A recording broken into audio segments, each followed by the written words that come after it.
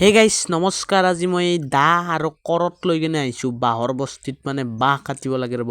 আৰু এডাল বাঁহ কাটি লৈছোঁ, লৈ যুঁজি কিবাকে বাঁহডাল উলিয়ালোঁ। কিন্তু এই আগত দেখি লাগি গ'লে বাঁহডাল অহা নাই হ'লে, তো বনজিত ভাই উঠি গৈছে। তো কষ্ট কৰি বাঁহবোৰ কাটিলোঁ, আনিলোঁ আৰু গাড়ীতো উঠাই ল'লোঁ পুৰা। তো এতিয়া ড্ৰেছযোৰ পিন্ধিব লাগে আৰু দিব যাব লাগে। তো এতিয়া ড্ৰেছ চেছ পিন্ধি পুৰা ৰেডি, আৰু এতিয়া যাওঁ বাঁহ দিব। মানে আৰু তোত চালো আহি পালোঁ, বাঁহ চাহ নুমালোঁ। তো এতিয়া এইফালে আছে ঢোলৰ দোকানখন, এইফালে। তো তাতে আমি মানে বাঁহ দিব আহিছোঁ, পিছফালে ৰুম বনাব। তো এই চাওক কিবা কিবি বনাই আছে, আৰু ইফালে ঢোল টানি আছে।